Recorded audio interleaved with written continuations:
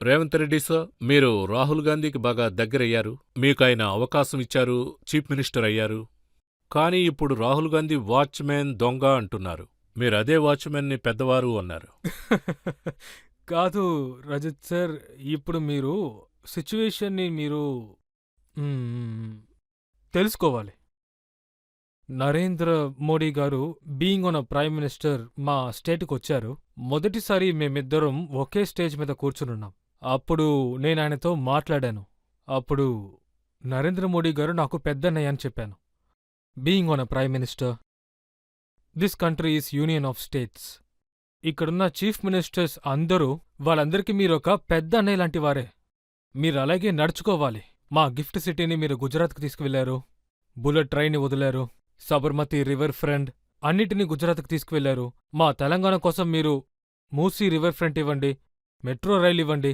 అలాగే అక్కడ మాకు డెవలప్మెంట్ కోసం చాలా ఫండ్స్ కావాలి. అది మీరు మాత్రమే మాకివ్వాలి. ఇవి ఏదీ మోడీజీ గారు మాకు ఇవ్వలేదు. కానీ ఎప్పుడూ 5 ట్రిలియన్ ఎకానమీ గురించి మాట్లాడుతున్నారు. అప్పుడు నేనేమన్నానంటే 5 ట్రిలియన్ ఎకానమీ ఇండియాకి రావాలంటే ఇండియాలో మొత్తం 5 మెట్రోపాలిటన్ సిటీస్ ఉన్నాయి. Delhi, Mumbai, Bengaluru, Hyderabad, Kolkata. Hyderabad is one of the metropolitan cities. మనం గనక 5 ట్రిలియన్ ఎకానమీని మనం రీచ్ అవ్వాలంటే ఐటీ, ఫార్మా సెక్టర్స్లో మనం తప్పకుండా ఇన్వెస్ట్ చేయాల్సిందే. మోడీజీ గారు మా తెలంగాణకి చాలా అన్యాయం చేస్తున్నారు. తెలంగాణకొచ్చే అన్ని ప్రాజెక్ట్స్ని భయపట్టి, బెదిరించి గుజరాత్కి తీసుకువెళ్ళిపోతున్నారు. అందుకే ఆయన్ని ఒక పెద్దన్నయ్య అని గుర్తు చేశాను. ప్రతి సీఎంకి మీరు సహాయం చేయాలని చెప్పాను. సిచ్యువేషన్ అలా ఉంది కాబట్టే నేను ఆయనతో అలా చెప్పాను. This is not a political party meeting. So only government ఎప్పుడూ స్టేట్ గవర్నమెంట్కి, సెంట్రల్ గవర్నమెంట్కి ఒక మంచి అట్మాస్ఫియర్, ఒక మంచి రిలేషన్షిప్ ఉండాలి. ఇన్స్టిట్యూషన్తో నేను గొడవ పడాలనుకోవడం లేదు. గవర్నర్తోనో, ప్రధానమంత్రితోనో, సెంట్రల్తోనో గొడవ పడాలనుకోవట్లేదు. నా గొడవ ఒక న్యాయమైన పోరాటమే. బీజేపీకి వ్యతిరేకంగా కానీ కాంగ్రెస్. రాహుల్ గాంధీ రోజు గొడవ పడుతున్నారు. సరైన విషయం కోసమే కదా గొడవ పడుతున్నారు. రాహుల్ గారు ఆయన థాట్ నుంచి చెప్పేది వేరే విషయం. నేను చీఫ్ మినిస్టర్ నుంచి ప్రైమ్ మినిస్టర్గా అడ్రస్ చేసేటప్పుడు నా స్టేట్ అవసరాలనే నేను ప్లేస్ చెయ్యాల్సిందే కదా. రాహుల్ గాంధీ ఏమన్నారంటే, గౌతమ్ అదానీ ఒక పిక్ పాకెటర్, అదానీ సైలెంట్గా పాకెట్లోంచి దొంగతనం చేస్తాడని. కానీ మీరు అదానీ, ఇంకా మీరు చీఫ్ మినిస్టర్ అవడంతో 12,400 కోట్ల ప్రాజెక్ట్ ఆయన చేతికిచ్చారు. నేను నా ప్రాజెక్ట్ని ఇవ్వలేదు. Modiji ports, airports, national highways, అలాగే నవరత్న, ఆయన దగ్గరున్న ప్రాజెక్ట్స్ అన్నీ ప్రభుత్వం తయారు చేసిన తర్వాత తక్కువ డబ్బులకి అదానికిచ్చారు. నేను అదాని పాకెట్లో ఉన్న డబ్బుల్ని తీసుకుని ఆ డబ్బులతో నా స్టేట్ మీద నేను ఇన్వెస్ట్మెంట్ చేయించాను. నేను నా స్టేట్ ప్రాపర్టీ దేన్ని ఇవ్వలేదు. నేను ఆయన పవర్ సెక్టార్లో, ఆర్టిఫిషియల్ ఇంటెలిజెన్స్ సెక్టార్లో ఆయన ఇన్వెస్ట్మెంట్ని తీసుకున్నాను. ఇన్వెస్ట్మెంట్ని ఎవరైనా చేయనివ్వండి, కానీ లెవెల్ ప్లేయింగ్ టీంలో ఈక్వల్గా ఉండాలి. అది అదానీ గానీ, అంబానీ గానీ, టాటా గానీ, బిర్లా గానీ. నా స్టేట్కి ఎవరైనా ఇన్వెస్ట్మెంట్ చేస్తున్నారు, ఎంప్లాయ్మెంట్ ఇస్తున్నారు అంటే, ఆ ఆలోచన స్టేట్కి వస్తున్నారు అంటే లెవెల్ ప్లేయింగ్ ఫీల్డ్ ఈక్వల్గా ఇవ్వాలనుకుంటున్నాను. అందుకే నేను అదానీని డిస్క్వాలిఫై చేశాను, ఇంకేం కారణం కాదు. అదానీ బ్రాండ్లో డిస్క్వాలిఫికేషన్ లేదు. నాకు దీని ద్వారా ఫేవర్ చేయడం కూడా అసలు ఇష్టం కానీ లేదు. రాహుల్ గాంధీ మనసులో ఏముందంటే, గడిచిన 10 సంవత్సరాల్లో అదానీ ఒక సమస్య అన్నారు. అదేంటంటే నేను రాహుల్ జీ ఆయన గారు ఏమన్నారంటే, టీవీ ఆన్ చేస్తే అదానికే డబ్బొస్తుంది, పెట్రోల్ వేయించుకున్నా అదానికే డబ్బొస్తుంది, ఫ్లైట్లో వెళ్ళినా కూడా అదానికే లాభం. అవును, ప్రభుత్వం కాంట్రాక్ట్ ఇస్తున్నారు. మీరు చెప్పింది సరైనదే, రాహుల్ జీ చెప్పింది కూడా సరైనదే. ఎందుకంటే ప్రభుత్వం చాలా తక్కువ డబ్బులతో వాళ్ళకి ఇస్తుంది, ఫ్రీగా మీరు ఇస్తున్నారు. హెజిటేట్ అవుతున్నారు. ఇదిగో ఫోటో నా దగ్గరుంది, చూడండి. Very nice. మీ ఫోటో చాలా బాగుంది కదా. గుడ్. ఇది నా దగ్గర మిస్ అయ్యింది, ఇది నా దగ్గరే పెట్టుకుంటాను. నేను నేను అదానీ గారిని 4 గోట్ల మధ్య చూడలేదే. నేను బయట ప్రజలందరూ చూసేలాగా ఆయన్ని బయటకొచ్చి కలవమని చెప్పాను. మీ డబ్బుల్ని తెలంగాణకొచ్చి ఇన్వెస్ట్ చేయమని చెప్పాను. రజిత్ సార్, మీరు కూడా ఏమైనా ఇన్వెస్ట్ చేయాలి అనుకుంటే your most welcome to the Telangana. ఎందుకంటే me being on a chief minister, I have to invite the investments, have to create the employment in my state. అయితే మొత్తం మీతో పాటు టాటా కూడా, ఇంకా బిర్లా వాళ్లతో ఎటువంటి సమస్య ఉండదు. అయితే రోజూ చూస్తున్న రాహుల్ ఏమన్నారంటే బీజేపీకి ఎప్పుడు అవకాశాలొచ్చినా సోర్స్ అదానికి దక్కుతుందని. ఆయన మనసులో ఉన్న పిక్చర్ ఏంటంటే అదానీ ఈ దేశాన్ని దొంగతనంగా తింటున్నారు. ఈ దేశాన్ని తింటున్నవారు తెలంగాణలో అసలు ఎందుకింత పెద్ద ఇన్వెస్టర్ అయ్యాడని. నేను దొంగిలించనివ్వను. ఎందుకంటే అక్కడ నేనున్నాను. రేవంత్ రెడ్డి ఉన్నాడక్కడ. కాదు రజత్ సార్, రేవంత్ రెడ్డి అని తెలంగాణలో ఒకడున్నాడు. తను ఎవ్వరిని దొంగిలించనివ్వడు. మేము ఇన్వెస్ట్మెంట్ మాత్రమే తీసుకుంటాము. మేము ఎంప్లాయ్మెంట్ ఇస్తాము, ఇన్వెస్ట్మెంట్కి గ్యారంటీ ఇస్తాము. ఎవరైనా ఇన్వెస్టర్స్ మా స్టేట్కి ఇన్వెస్ట్ చేయడానికి వస్తున్నారంటే వాళ్ళకి గ్యారంటీ నేనిస్తాను. వాళ్ళ డబ్బులకి భయపడాల్సిన అవసరమే లేదు. So investment guarantee is something different from looting money from public. So I'm there to protect my people. అయితే చాలా మంది లీడర్స్ కాంగ్రెస్ని వదిలిపెట్టేశారు. ఇంకా కాంగ్రెస్ స్పోక్ పర్సన్ అయిన ఆయనేమన్నారంటే కాంగ్రెస్లో వెల్త్ క్రియేటర్స్కి ఎదురుగా మాట్లాడాలి అని. అయితే వెల్త్ క్రియేటర్స్ అయిన అదానీ అంబానీ పెద్దవాళ్లు కాకూడదన్నారు. ఇదంతా ఒక రూమర్ మాత్రమే. ఒకరు పార్టీని విడిచి వెళ్తున్నారంటే వాళ్ళు తర్వాత ఆ పార్టీ గురించే మాట్లాడతారు. ఒకవేళ వాళ్ళు ఇన్ఫోసిస్ను వదిలి విప్రోకి వెళ్తే విప్రో గురించి మాత్రమే కదా మాట్లాడతారు. మీరు ఏ పార్టీకి వెళ్తున్నారో ఆ పార్టీ గురించే కదా మాట్లాడాలి. మీరు రాజకీయం నుంచి వెళ్ళిపోలేదుగా. ఎలివేషన్ కోసమో, ప్రమోషన్ కోసమో, కేసెస్ నుంచి తప్పించుకోవడం కోసమో మీ పార్టీని వదిలి వెళ్తున్నారంటే పార్టీకి వ్యతిరేకంగా చెడ్డ పనులు చేయాలంటే వాళ్ళు తప్పకుండా చేస్తారు కదా. అక్కడున్న బాస్ ఏం చెప్తారు? సరే తిట్టిరండి అని చెప్తారు, అంతేగా. అలా చేస్తేనే వాళ్ళకి పెద్ద అధికారం దొరుకుతుందని చెప్తారు. సో ఈ విషయాన్ని రాజకీయం అంటారా? అయితే కేటీఆర్ ఒక స్టేట్మెంట్ ఇచ్చారు. లోక్సభ తీర్మానాల తర్వాత రేవంత్ రెడ్డి బీజేపీలోకొచ్చి చేరతాడని. కాదు, అదే కదా చెప్తున్నాను. ఆ అండర్స్టాండింగ్ వల్లే ఈ రోజు లోక్సభలో 5 సీట్లు మేము గెలిచి చూపించాం. లోక్సభ సీట్లు గెలిచాం.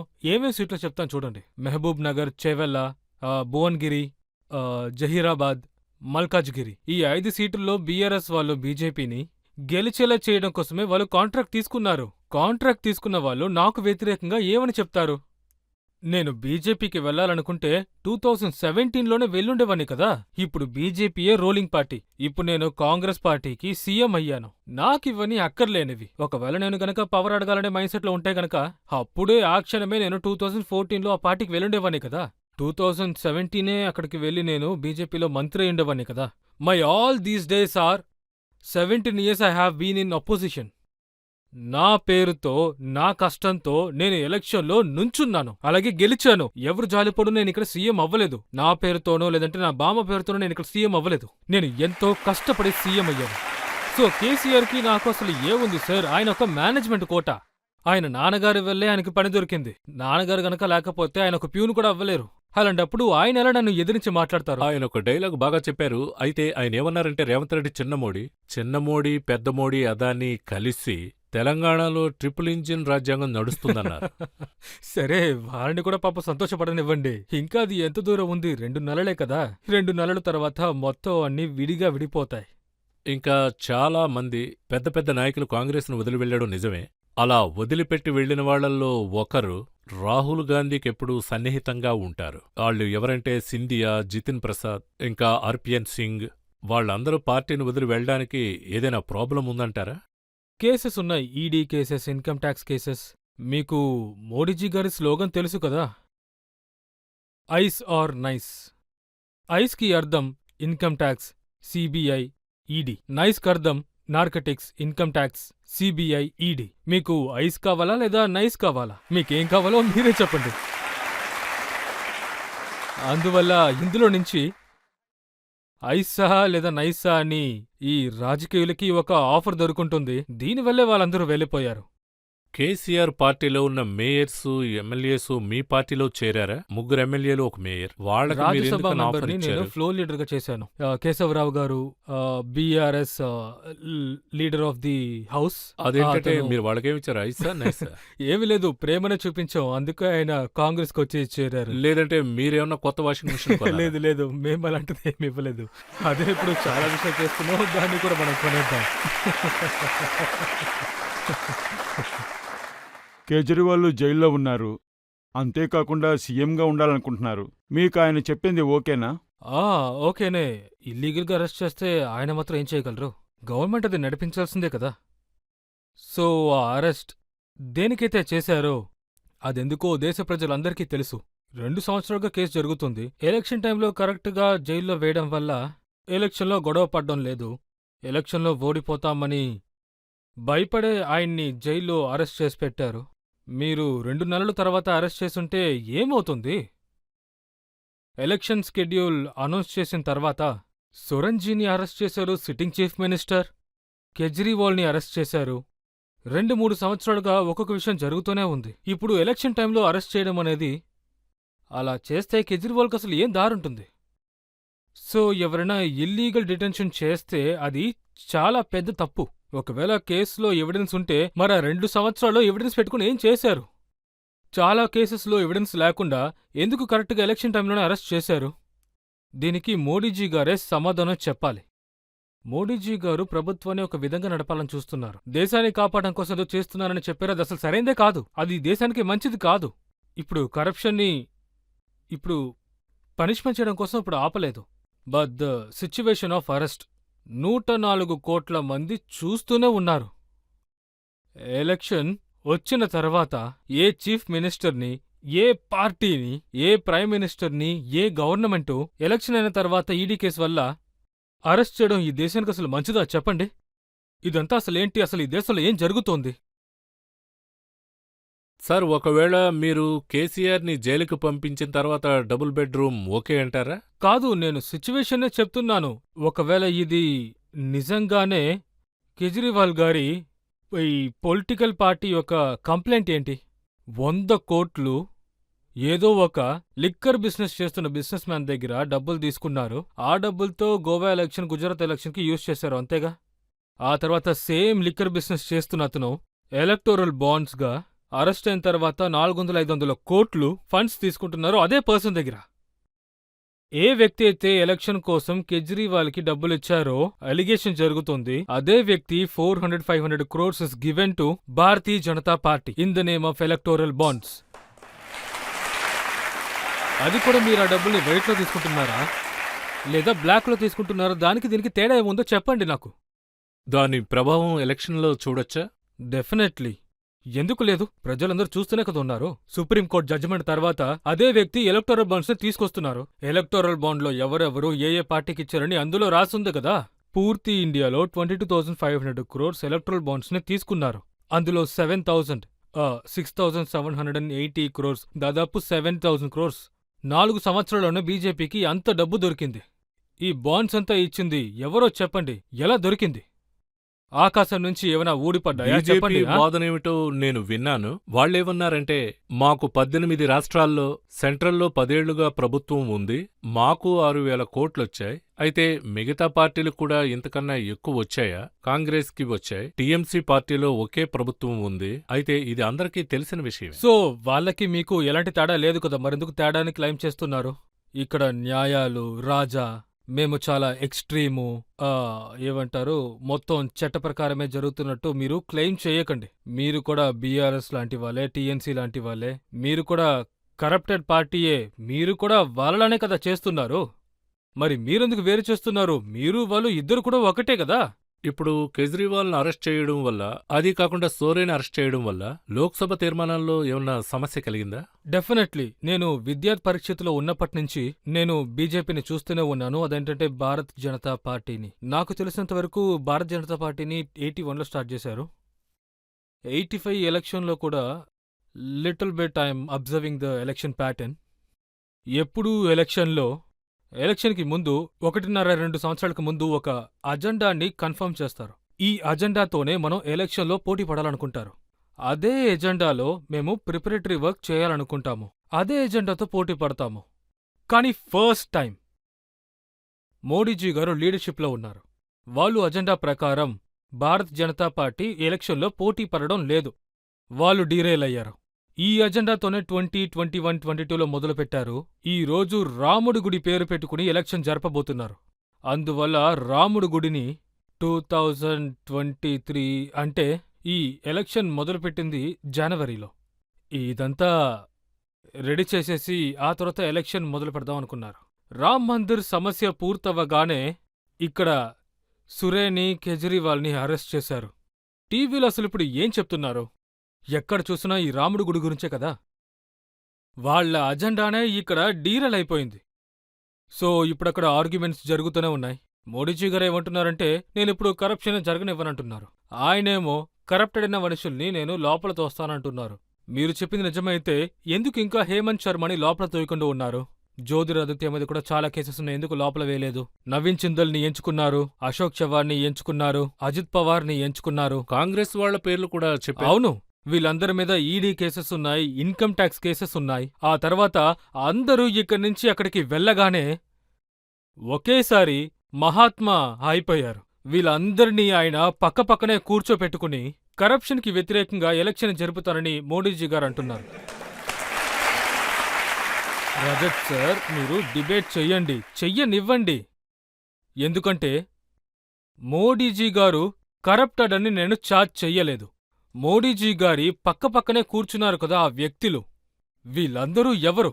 నిన్నటి వరకు మీరే అన్నారు వీళ్ళందరూ కరప్టెడ్ ఫెలో అని, జైల్లో వేయాలన్నారు.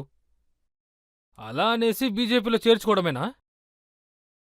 అంతే, ఇంకేముంది? కానీ కేజ్రీవాల్, సూరే అరెస్ట్ అవ్వడం వల్ల ఆయనకి సానుభూతి కలిగింది, కేజ్రీవాల్కు కలిగింది. ఇంకా కవిత అరెస్ట్ అయ్యారు, అందువల్ల టీఆర్ఎస్కి బీఆర్ఎస్కి సింపతి ఏమన్నా కలిగిందా? తెలంగాణ కరప్షన్ ఛార్జెస్ లో అరెస్ట్ చేయలేదు, ఢిల్లీ కరప్షన్ ఛార్జెస్ లో అరెస్ట్ చేశారు. ఇక్కడ కరప్షన్ ఛార్జెస్ ఏంటి? సింపతి దొరుకుతుందా దొరకదా? ఆమెకు ఇంకా 17 సంవత్సరాలు ఒక కొడుకున్నారు. తన కొడుకు చదువు డిస్టర్బ్ అవుతుందని ఆమె అన్నారు. వాళ్ళందరూ బెయిల్ కోసం ఎదురు చూస్తున్నారు. వాళ్ళు చెప్పలేదు, అందుకే నేను చెప్పలేదు. ఒకవేళ సిచ్యువేషన్ అలా ఉండి కేసీఆర్ గారిని అరెస్ట్ చేస్తే ఎలక్షన్లో ఒక మార్పు ఏర్పడి ఉంటుంది. Kavitha ji is irrelevant for Telangana election. అయితే ఎటువంటి మార్పు రాదు. పెద్దగా ఆర్గ్యుమెంట్ కూడా లేదు కేసీఆర్ గారిని అరెస్ట్ చేస్తే. మీరు కూడా ఎవరిని అసలు వదిలిపెట్టారు. సార్, అలా అంతే ఏం కాదు. కేసీఆర్ ఉన్నారు కదా, రావణాసుడు ఉంటేనే రాముడు ఉంటాడు, రావణాసుడు లేకపోతే రాముడికి వాల్యూవే లేదు. కేసీఆర్ ఉంటేనే రేవంత్ గురించి అందరూ మాట్లాడతారు. సౌత్లో 2 స్టేట్లో కాంగ్రెస్ పరిపాలిస్తుంది. మీకు తెలిసినంతవరకు ఎవరో ఒకరిని మీరు పీఎం క్యాండిడేట్గా మీరు నిలుపుతారా? కాంగ్రెస్ సౌత్ పార్టీ సైడ్ నుంచి. నుంచి Yes, sir. సౌత్ ఇండియా లో తరపున. ఇప్పుడు ఆల్ ఇండియన్ ప్రెసిడెంట్ గా ఉన్నారు మల్లికార్జున్ ఖార్గే, కర్ణాటకలో కాంగ్రెస్ పార్టీ ప్రెసిడెంట్. పైగా కేసీ వేణుగోపాల్జీ జనరల్ సెక్రటరీ ఆర్గనైజేషన్. పైగా రాహుల్ గారు సౌత్ నుంచి రిప్రజెంట్ చేస్తున్నారు. అంతా సౌతే. అదేంటంటే భవిష్యత్తులో సౌత్ నుంచి ప్రైమ్ మినిస్టర్స్ వస్తారు. Happy to hear, sir. So అందువల్ల కాంగ్రెస్ను వదిలిపెట్టి వెళ్లిన వాళ్ళందరూ వాళ్ళు ఏమన్నారంటే సౌత్ వాళ్ళు కాంగ్రెస్ పార్టీని కబ్జా చేశారు. అలా అంతా ఏం కాదు. యూపీ వాళ్ళు, ఇటు చూసినట్లయితే తెలుగు వాళ్ళు 42 ఎంపీస్ ఉన్నాం. Out of 42 we have got only 1 cabinet minister. Only 1. ఒకే ఒక cabinet minister, Kishan Reddy sir.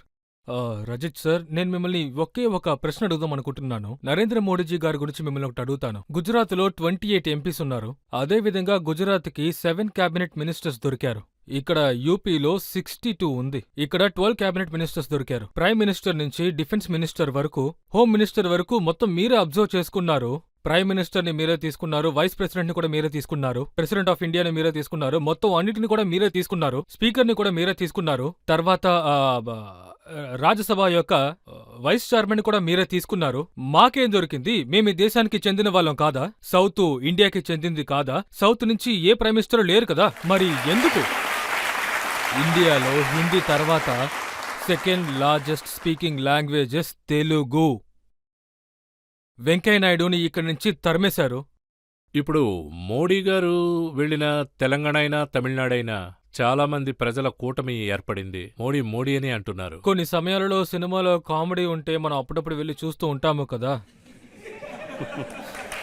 అది కూడా సక్సెస్ అవుతుంది. ఇప్పుడు అందరూ కూడా అంటే సౌత్ వాళ్ళు చేరాలని చూస్తున్నారు. అందులో ప్రియాంక గాంధీ తెలంగాణలో నుంచుంటారని నేనే పిలిచాను. సోనియా మేడంని తెలంగాణలో నిలబెడదామని నేను అనుకున్నాను. సోనియాజీ రాజస్థాన్ని రిప్రజెంట్ చేస్తున్నారు. అలాగే ప్రియాంకాజీ, రాహుల్జీని కూడా మేము పిలిచాము. వాళ్ళు రాలేదు. ప్రియాంకాజీని మేము తెలంగాణ కోసం పిలిచాము. ఎందుకంటే తెలంగాణ స్టేట్ తయారు చేయబడిందే శ్రీమతి సోనియా గాంధీ గారు వల్లే. ఒకవేళ ఆవిడ లేకపోతే 100 సంవత్సరాలైనా కూడా తెలంగాణ వచ్చుండేది కాదు. అందువల్ల నేను ఎప్పుడూ ప్రజలు చెప్పేది విన్నాను, మీ కుటుంబం నుంచి ఎవరైనా ఒక్కళ్ళనైనా రిప్రజెంట్ చేయమని. ఎందుకంటే తెలంగాణ అని ఒక స్టేట్ వచ్చిందే మీ వల్ల. సో మీ కుటుంబంలో ఎవరైనా ఒకరు తెలంగాణని రిప్రజెంట్ చేస్తే నాకు బాగా సంతోషం. నేను ఎంతో ప్రయత్నించాను, కానీ వాళ్ళు ఒప్పుకోలేదు. ప్రేక్షకులు ఏమన్నా అడగచ్చు. ఎలక్షన్ పోల్స్ జరిగిన తర్వాత మూడోసారి కూడా ప్రధానమంత్రి ఆయన అవుతారని చెప్పారు. ఆయన కూడా అదే చెప్పారు. ఈసారి 400 అని చెప్పారు. దానికి మీరేమంటారు? ఈ స్లోగన్ వినడం ఎందుకో నాకు బానే ఉంది. ఇప్పటివరకు 302, 303 దొరికిందంతా గుజరాత్లో 28, మొత్తం అన్నీ కలిపేశారు. రాజస్థాన్లో 25, అది కూడా అన్నీ దొరికేశాయి. హర్యానాలో 10, అది కూడా దొరికింది. ఢిల్లీలో 7, అది కూడా దొరికింది. యూపీలో బీజేకి 62 దొరికింది. అలాగే అలయన్స్ అంతా కలిపి 65, 70 దొరికింది. అలాగే బీహార్లో 1, 2 తప్ప అన్నీ దొరికాయి.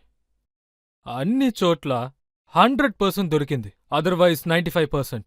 ఇవన్నిటినీ కలిపిన తర్వాత 300 నంబర్ వరకు వచ్చి చేరారు ఈ భారతీయ జనతా పార్టీ. ఇప్పుడు 400 కావాలంటే వాళ్ళు పాకిస్తాన్కి వెళ్ళే గెలవాలి, ఎందుకంటే ఇండియాలో సీట్స్ లేవు.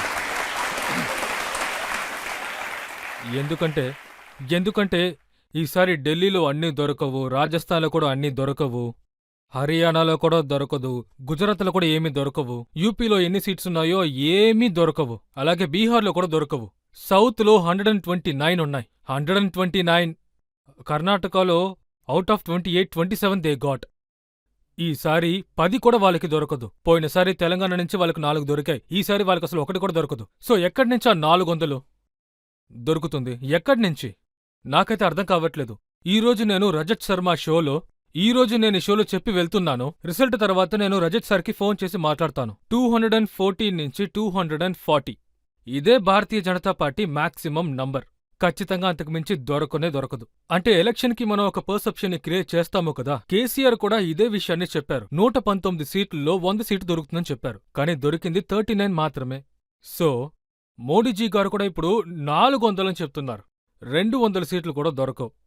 సో ఇలాంటి జనరల్ పర్సెప్షన్ ని క్రియేట్ చేయడానికి పొలిటీషియన్స్ ఎంతో కష్టపడుతున్నారు. అలాగే వాట్సాప్ యూనివర్సిటీ, అందువల్లే కదా మోడీజీ గారు ఇక్కడ సక్సెస్ అవుతున్నారు.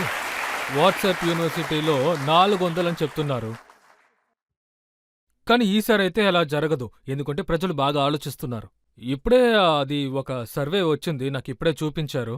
అందులో 62% ఆఫ్ పాపులేషన్ యంగ్స్టర్స్ మోడీకి వ్యతిరేకంగా ఉన్నారు. ఇప్పుడు ఎసెన్షియల్ కమోడిటీ ప్రైస్ 72% ఉంది. 400 రూపాయల సిలిండరు 1200, 50 రూపాయల పెట్రోలు 100 లేదంటే 110 రూపాయలు ఉంది. ఇప్పుడు అన్నీ కాస్ట్లీ అయిపోయాయి. He has promised every year 2 crore jobs. But I have asked one question in Parliament in 2022.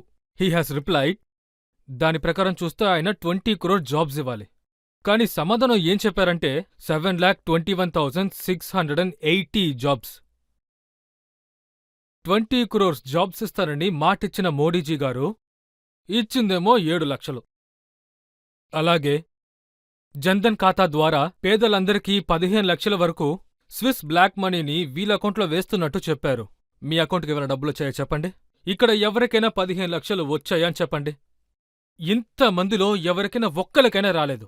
వ్యవసాయ కుటుంబ బిడ్డలు ఎవరైనా ఇక్కడ ఉన్నారా? వ్యవసాయంలో ఇన్కమ్ని డబుల్ చేస్తున్నట్టు ఆయన మాటిచ్చారు. ఈ రోజేమో వ్యవసాయాలు అందరూ ఢిల్లీలో సూసైడ్ చేసుకుంటున్నారు. ఇన్ని సంవత్సరాలుగా వ్యవసాయాలకి మీరు ఎన్ని తిట్టాలని తీసుకొచ్చారు? 700 మంది ఆత్మహత్య చేసుకున్నారు. హర్యానా, పంజాబ్ వ్యవసాయులు ఢిల్లీని మొత్తం చుట్టుకున్నారు. పోలీస్ ఫైరింగ్లో వ్యవసాయులు చనిపోతున్నారు. డబుల్ ఇన్కమ్ ఎక్కడ దొరికింది? మోడీజీ గారు ఏమిచ్చారు? లేని వాళ్ళందరికీ ఇల్లులిస్తానని చెప్పారు. 2022 75th ఇయర్ ఆఫ్ డెమోక్రసీ. లేని వాళ్ళ అందరికీ ఇల్లుస్తున్నట్టు మోడీజీ గారు మాటిచ్చారు. అసలు ఎంతమందికి ఇక్కడ ఇల్లొచ్చిందో నాకు చెప్పండి ఒకసారి. ఇంత జరిగిన తర్వాత కూడా మళ్ళీ మీకు మోడీజీ గారే రావాలని కలలు కంటున్నారు. అందువల్లే ఈ దేశాన్ని, వ్యవసాయాల్ని, యువతల్ని, ఆడవాళ్ళని నేను రిక్వెస్ట్ చేయాలనుకుంటున్నాను. ఈ దేశం అసలు ఎటువైపు వెళ్తుంది? మీరు ఎవరికి ఓట్ చేస్తున్నారు? ఏ పార్టీని ఎంచుకుంటున్నారు? దేశం ముందుకు సాగడానికి ఎందుకు ప్రజలు చేయికూరట్లేదు? అలాగే finally Rajat Sharma sir, 1951 election జరిగినప్పటినుంచి అది 64 ఇయర్స్ అయింది. 1947 నుంచి 2014 వరకు 67 ఇయర్స్లో 14 ప్రైమ్ మినిస్టర్స్. అందులో 2-3 సార్లు కూడా ప్రైమ్ మినిస్టర్ అయ్యుంటారు. They have borrowed 55 lakhs crores. 2014 నుంచి 2024 వరకు నరేంద్ర మోడీ గారు ఎంత లోన్ తీసుకున్నారో తెలుసా Rajat Sharma sir? 113 lakhs crores. 67 ఇయర్స్లో తీసుకున్న లోన్ కంటే ఇది ఎంతో డబుల్గా ఇండియన్ గవర్నమెంట్ లోన్ని తీసుకున్నారు. ఆ డబ్బులు అసలు ఎక్కడికి పోయాయి? ఆ రోజు ఎంతమంది ప్రైమ్ మినిస్టర్ బాక్రానంగల్ నుంచి నాగార్జున సాగర్ వరకు అంతా అన్ని ఎయిర్పోర్ట్స్ నుంచి మొత్తం అన్నీ తయారు చేశారు. పోర్ట్స్, ఎయిర్పోర్ట్స్, నేషనల్ హైవేస్, ఈ దేశానికి ఏమేమి ఎదుగుదల కావాలో 67 ఇయర్స్లో 14 ప్రైమ్ మినిస్టర్స్ చేశారు. వాళ్ళేంటి దీనికోసం లోన్ తీసుకున్నారా 55 lakh crores ని? కానీ నరేంద్ర మోడీజీ గారు ఒంటరిగా 113 lakhs crores లోన్గా తీసుకున్నారు. ఈ డబ్బులు ఎక్కడికి వెళ్ళాయి? ఎవరి పాకెట్లో వెళ్ళింది? ఈ దేశం కోసం నరేంద్ర మోడీజీ గారు ఏం కానీ చేశారు? బీజేపీ వాళ్ళ తరపున ఖచ్చితంగా నేను ఇది మిమ్మల్ని నేను అడుగుతాను. మీకు డేటానిస్తాను, యాక్చువల్ డేటాని మీకిస్తాను. You take the data. నేను పార్లమెంట్లో ఈ క్వశ్చన్ అడిగాను నిర్మలా సీతారామన్ గారి దగ్గర. నేను మాట్లాడాను. ఇక్కడ ఇంతమంది యువకులున్నారు, పైగా చదువుకున్న యువతలో ఈ యువతల చేతుల్లోనే ఇండియా భవిష్యత్తు ఉంది. వీళ్ళందరి గురించి కాస్త ఆలోచించమంటున్నాను. ఇది నా ఒక్కడి బాధ్యత కాదు. అసలు ఆ డబ్బులంతా ఎక్కడికి పోయాయి? మీరంతా ఎందుకసలు అడగడం లేదు? ఇదంతా అడగడం మీ బాధ్యత కూడా కదా. మొదటిసారి మీకు ఓటు వేసే అవకాశం దొరికితే ఎవరికి వేయాలో ఆలోచించండి ఒకసారి. మోడీజీకి వెయ్యండి, పర్వాలేదు. ఇంకొక 100 crores కి మీకు ఇంకొక 100 crores ని అప్పుగా తీసుకుని మీ కుటుంబం మీదకి వేస్తారు. అప్పుడు తెలుస్తుంది మీకు మీ ప్రాపర్టీస్ లేదు, ఇలా మాట్లాడడం అనేది మీ రైట్స్, అలాగే అడగడం అనేది కూడా మా హక్కు. వీటికి సమాధానం ప్రజలకి కావాలి. కానీ ఈ సమూహంలో ఒకరికి ఒక కల ఉంది. రాబర్ట్ వాద్రా ఈసారి ఆయన నుంచుంటాడని.